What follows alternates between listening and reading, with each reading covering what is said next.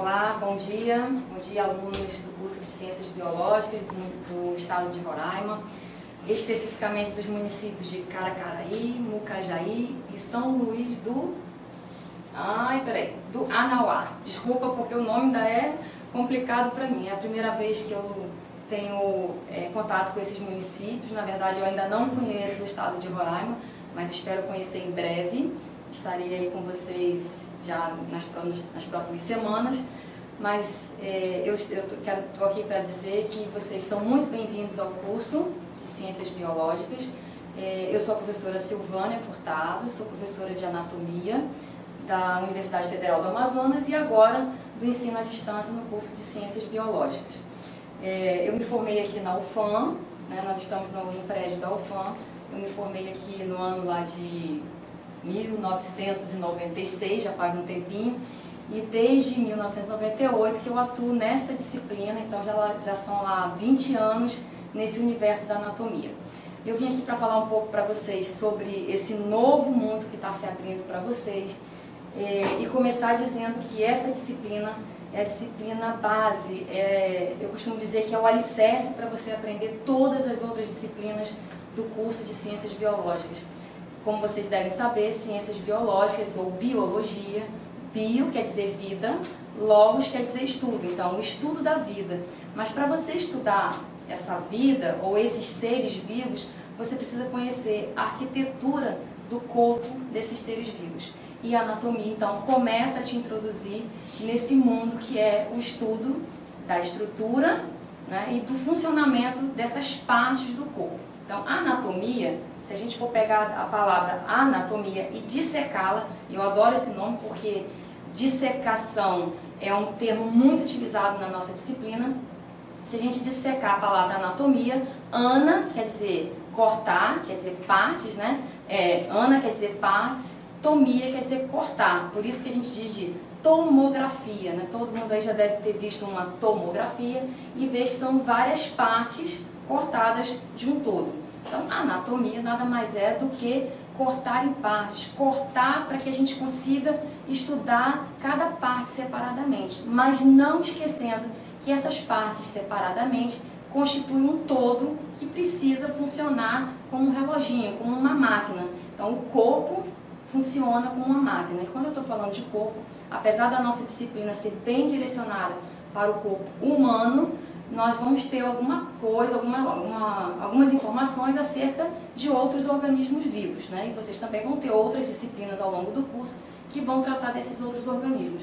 Mas entender o corpo do ser humano, né, que vai formar a base da disciplina, a base do curso de vocês, é de fundamental importância. Então aqui eu trouxe um modelo anatômico do nosso laboratório, mostrando que a anatomia ela é feita de partes, né? Então a gente separa essas partes.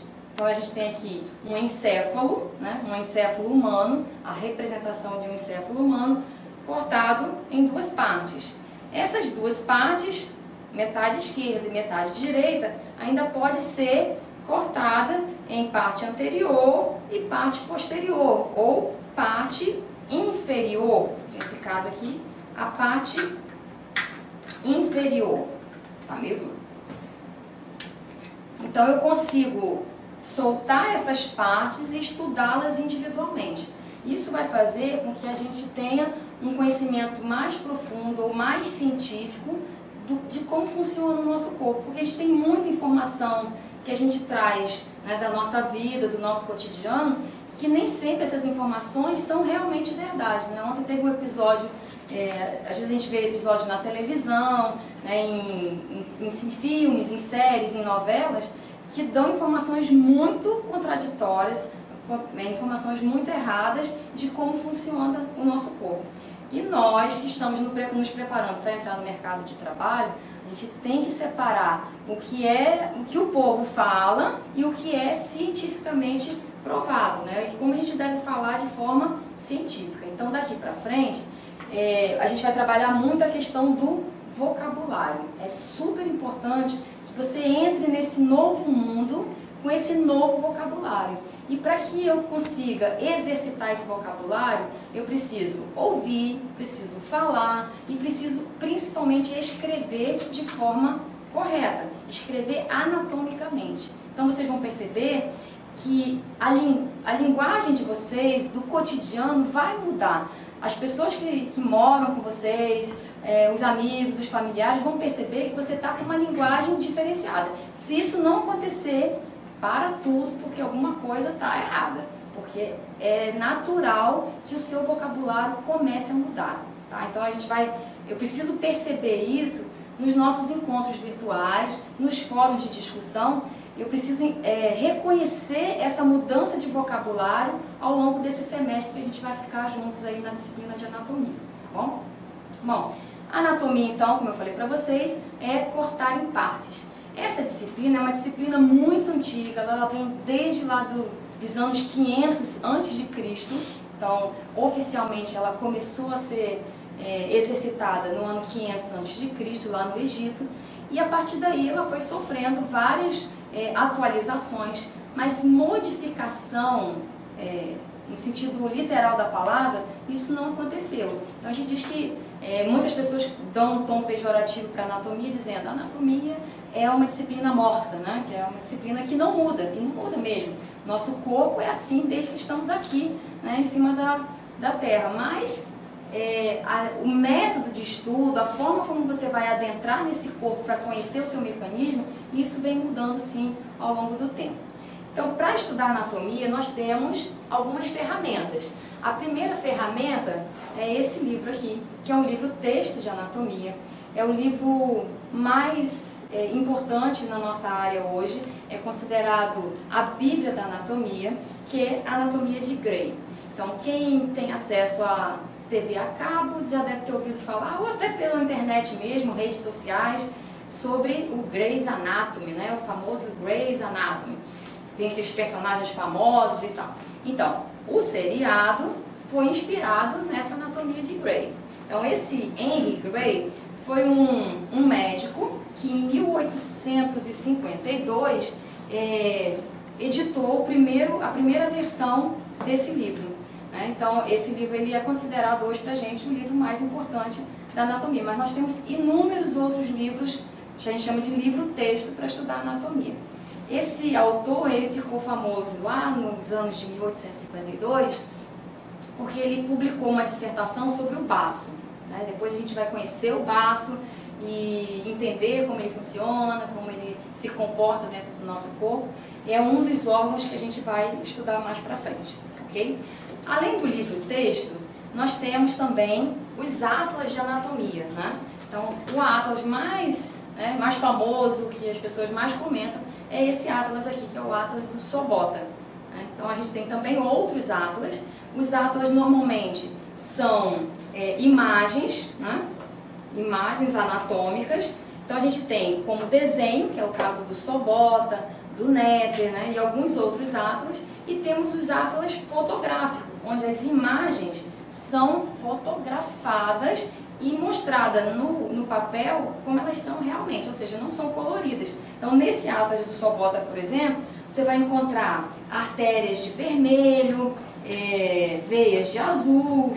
Então, eles vão fazendo as coisas mais coloridinhas para a gente poder aprender com mais facilidade. Mas também não desmerece os atlas fotográficos que mostram a peça anatômica ou a estrutura anatômica de forma bem real, ou seja, do jeitinho que ela é. A gente tem as duas versões, ambas são muito boas. O importante é a gente entender que a gente precisa das duas ferramentas, do livro-texto e do atlas. Ai, professora, mas como que eu vou comprar esse atlas se ele custa, sei lá, deve estar custando aí perto de R$1.000. E como é que eu vou comprar esse livro-texto? Esse aqui é só um volume, mas eles são 3 volumes, né? Porque ele é pesado, não deu para carregar todos eles. Mas ele também custa aí por volta de R$1.000.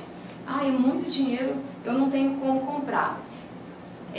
A internet já proporcionou isso pra gente. Hoje a gente tem inúmeras versões em PDF dessas ferramentas de estudo que você tem acesso tranquilamente. Então, não é desculpa. O importante é você saber que você precisa de um texto anatômico e você precisa de um atlas que tenha imagem, porque a anatomia se faz com imagens, ok? Então, além dessas duas ferramentas, é importante que eu exercite essa nova nomenclatura. Então, nós temos aí na anatomia em torno de 4.000 nomes anatômicos. São nomes que, pelo menos uns 60% você já conhece, você traz da sua vida, que você aprendeu na escola, no ensino médio, né, e trouxe aí da sua vida, do cotidiano. Os outros 40% são nomes novos que vão chegar para você junto com mais 4 disciplinas que você vai ter durante esse semestre. Então, se eu não tiver um ritmo de estudo, uma dedicação, certamente eu não vou conseguir. Então, é importante que você reconheça que precisa exercitar. E para exercitar, eu preciso ter uma sequência de estudo, eu preciso programar o meu tempo de estudo. Então, não é porque eu estou num ambiente virtual que eu vou entrar só para fazer a prova e pronto. Eu preciso entender que esse método, essa modalidade de ensino, é como se eu estivesse fisicamente na universidade. Eu tenho que viver esse período. Então, os alunos que estão fisicamente dentro da universidade, eles também têm as 5 disciplinas e eles também têm os horários de estudo para cada disciplina. Mas, por outro lado, você vai perceber que o estudo da anatomia vai te dar uma base, vai te dar um embasamento para você entender as outras disciplinas, que, na minha opinião, parecem até mais complexas, porque são coisas que você não vê, que você não toca, né? Diferente da anatomia. A anatomia a gente vai estudar macroscopicamente as estruturas do corpo. Então, se eu não estou dentro de um laboratório, se eu não tenho a ferramenta para eu tocar, para eu ver, então eu faço em mim, faço no meu ente querido, no meu namorado, na minha esposa, no meu filho, enfim, mas de tal forma que eu consiga tocar, sentir, verificar consistência, tamanho, forma. Então, a anatomia gira em torno disso. E vocês vão perceber que essa palavra, anatomia, que é cortar em partes, ela vai se repetir em muitas outras situações ao longo do seu curso. Bom, então, falando um pouco do desenvolvimento da nossa disciplina, como eu havia falado para vocês, nós vamos estudar o corpo humano.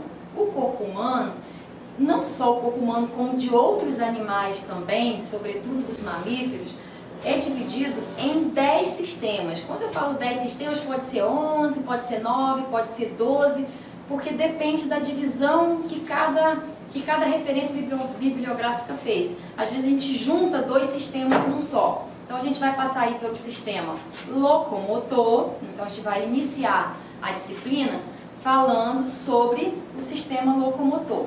O sistema locomotor, ele envolve sistema esquelético, sistema articular e o sistema muscular. Então, é a nossa unidade 1, né? Que a gente chama de unidade 1. Em seguida, a gente vai estudar o sistema circulatório, que em algumas situações é chamado de sistema cardiovascular, né? Que envolve coração e vasos, né? Artérias e veias. Depois a gente vai passar pelo sistema respiratório, pelo sistema digestório, pelo sistema genitourinário. Então, quando a gente fala sistema genitourinário, nós estamos falando do sistema genital, e aí a gente vai ter masculino e feminino, porque, né, a gente vai estudar separadamente, e o sistema renal, né, que envolve o sistema de excreção urinária propriamente dito. Vamos passar pelo sistema reprodutor, e a gente vai falar de sistema reprodutor masculino e sistema reprodutor feminino. Depois a gente vai passar pelo sistema nervoso, que em algumas situações nós chamamos de neuroendócrino, porque envolve o sistema nervoso e o sistema endócrino. Então, alguns sistemas a gente vai ter que falar junto, porque eles estão intimamente relacionados. Depois do sistema neuroendócrino, a gente vai estudar o sistema tegumentar. Após o sistema tegumentar, que envolve pele e seus anexos, nós vamos estudar visão e audição. né? Lembrando que os outros sentidos, né? Nós temos aí 5 sentidos, os outros sentidos a gente vai estudar junto com os outros sistemas que eles estão relacionados, como o sistema olfatório está relacionado ao sistema respiratório, o olfato está relacionado ao sistema digestório e assim sucessivamente. Então, se eu tenho um semestre, né, que dá aí em torno de 4 meses de estudo, para estudar 10 sistemas, eu preciso fazer um cronograma, porque se eu não fizer esse cronograma, eu não vou conseguir absorver o que eu preciso absorver nessa disciplina. Então, a primeira coisa que eu falo para vocês é: tenham um direcionamento, façam um cronograma de estudo, não deixem dúvidas ficarem pendentes, entrem nos fóruns, perguntem, se comuniquem, principalmente também entre vocês, os encontros que vocês tiverem entre vocês, procurem conversar sobre anatomia, falar anatomicamente, exercitar esse novo vocabulário. Se não der para exercitar com o colega, exercite com a sua família. Sua família vai estranhar? Não tem problema. Mas que você exercite a falar anatomicamente, tá? Depois desses sistemas, a gente vai ter alguns seminários, alguns fóruns e as avaliações. É importante que a gente observe a responsabilidade que temos no aprendizado. Quando eu estou fazendo um curso superior, eu preciso entender que 90% da responsabilidade do aprendizado é de cada aluno, né? O professor está aqui para dar umas dicas, mostrar o caminho das pedras, que eu falo, eu mostro o caminho mais fácil, mas você pode seguir o caminho que você quiser, desde que ao final você consiga as respostas para as dúvidas que certamente os seus alunos, quando você estiver trabalhando, quando você estiver no mercado de trabalho, terão, e você precisará ter essas respostas. Então, não deixe passar essas dúvidas, porque certamente, quando você estiver no mercado de trabalho, você vai ficar para trás, tá bom? Então, eu quero desejar um ótimo semestre a todos, sejam muito bem-vindos e curtam bastante esse mundo anatômico que está se abrindo para vocês, e sempre que precisarem, estaremos por aqui para tirar as dúvidas de vocês, tá bom? Um abraço e sejam bem-vindos.